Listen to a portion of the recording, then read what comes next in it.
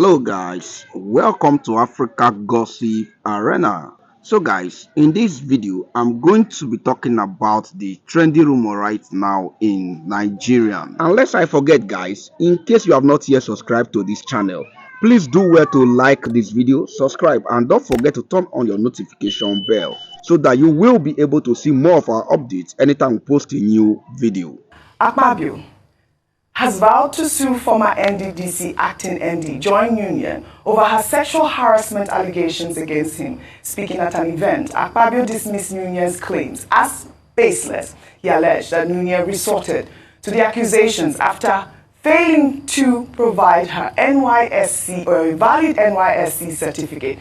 Union had claimed in a 2020 Arise TV interview that she slapped Akpabio, then Minister of Niger Delta Affairs, when he allegedly tried to harass her. Let's go look. We're having a meeting at Akpabio's meeting with me is either in Apple or at Meridian or whatever. Those are his meetings. I slapped him. Well, Joy, are you accusing Senator Akpabio of attempted rape? Is that the point you are making? Or sexual harassment? Harassment sounds better, not rape. Okay, so you are accusing him expressly of sexual harassment?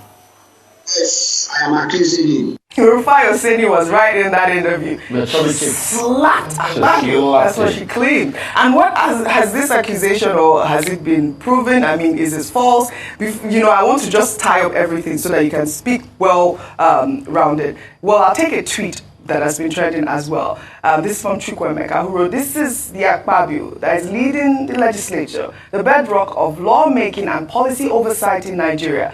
These allegations were made to the media in plain, clear and explicit terms. Today, no prosecution. He is hiding under the APC to avoid accountability." He posted a video. Let's take a look at that video before we come back for a discussion. When we first came to NDDC, on the day of going for the inauguration, he told me in the car that, "Madam MD, if you don't do what I say, the same pen with which I used to sign your letter, it will be the same pen that I will use to remove you."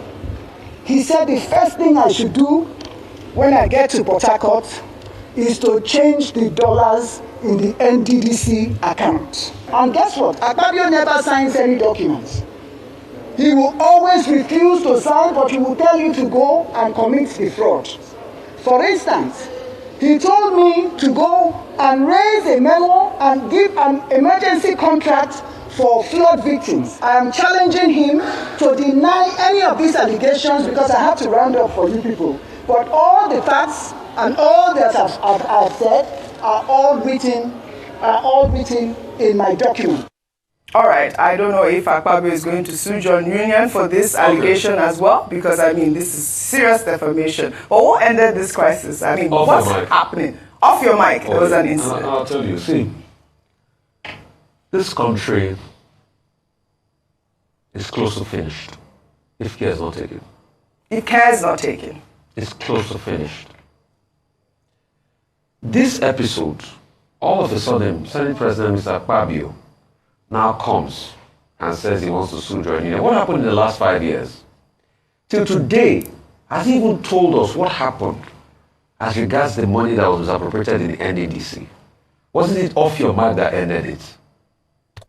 That's why I say it's close to finish. And Nigeria moved on. Because off your mark, and what next happened, Professor Ponde fainted. 5 years after, he never did anything.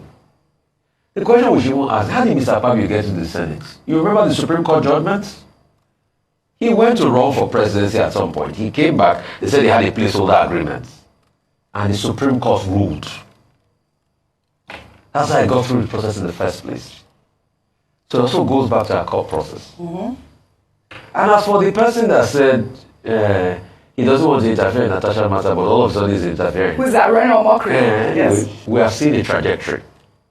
So and that's why I said I would not use my time to watch videos like that, with due respect. You see, this Natasha's call is an indictment on all of us as a country. And we fail to realize that. I've been able to chart the narrative for you. People with all sorts of unquestionable character get to the top. It's as if it's the criminals that get through the cracks in this country. And that's the system we've built. A woman said she was sexually harassed. Investigate is a problem. Investigate. That's all we are calling for. Investigation. If finish. in a point when Natasha can't prove her point, yes, I will be the one to come and abuse the hell out of Natasha for wasting her time. If she can't prove her points. Like Voltaire says, I will do everything to make you. I might disagree with you, but I will do everything to make you have your say. Investigate. They tried to prevent her. They quickly suspended her. There's another scandal brewing that I'm hearing. It will come out soon. As regards even the people that signed that attendance. It will come out soon. I hear some senators are already disgruntled. Yes. It will come out soon. All right, still on Then we now had the cases of somebody that was debarred many years ago in New York, even leading the ethics committee, and everything that transpired in that system. Then now to move it further, like I said last week, it's women that will always support the injustice against women. Not always, not always. Some women. And I'm going to prove it to you. Some women. Some women. Yeah, what is some women? Yeah. Some women. Because yes, there are some good women. Because we have seen in Nigeria so far, even the top senators, the female senators, but we are seeing how women support this injustice against other women because it's easier for them to be used in telling the narrative. All we are saying, we are not saying that Akpabio and Natasha is right or wrong. Right. We are saying please investigate the matter. And that's but all the attempts right. have tried to sweep the matter under the carpet. So for those that want to sue John Union, please they should also tell us what happened in the NDDC case. Why was that case swept under the carpet? Yeah. All right. And probably the court will also be able to tell us. All right. In the meantime, here's a video showing a content creator who goes by the name Mr. Wi-Fi on TikTok, lamenting about the state of the road leading to the House of Senator representing Edo South, Neda Imaswen, who is the chairman of the Senate Committee on Ethics and Privileges and Public Petition. Well, the content creator accused the senator of neglecting his obligations in his community, but was quick to recommend Senator Natasha Akpabio-Uduaghan's suspension. Let's take a look. My people, this road now leads to Senator Neda Imaswen house. Senator representing Edo South presently. In case you don't know the man when you handle Natasha and Akpabio case, when refer Natasha to suspension for 6 months, that be Senator Neda Imaswen. See road when Senator Neda Imaswen dey. What have you done me? Sir, you dey fit the handle woman case for House of Assembly. You dey fast. You dey handle woman case, Natasha case. You dey suspend her. But see your road. We be like who don't get senator for Edo South. Oga come and say make you tell Edo people wetin you don do for Edo South. Even the road to your house, e no good. Sir, you dey active for senate. You dey submit petition. They say make dem suspend Natasha. How far I come and be? How you come and be?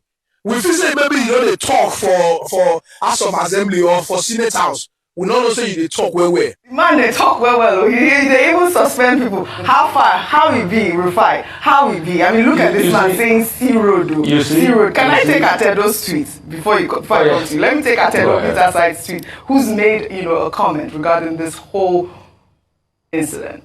Atedo Peter Side wrote, the most disturbing aspect of the Nigerian Senate hula baloo around Natasha Akpoti is that the Senate leadership must be aware that their suspension for 6 months is ultra-virus and also disrespectful to our constituents in Kogi State. But they don't care. Hashtag I stand with Natasha Akpoti. This is the main point. I want to unpack the fact that this man is calling out this senator who has bad roads in his place. He hasn't submitted a petition for the roads. What's happening?